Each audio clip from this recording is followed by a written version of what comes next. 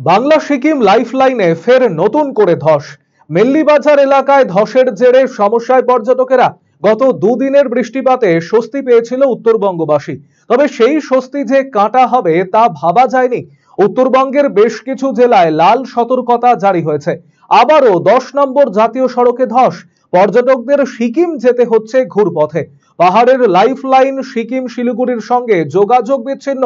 সেতিঝোড়ায় রাস্তা ধসের কারণে বন্ধ 10 নম্বর জাতীয় সড়ক।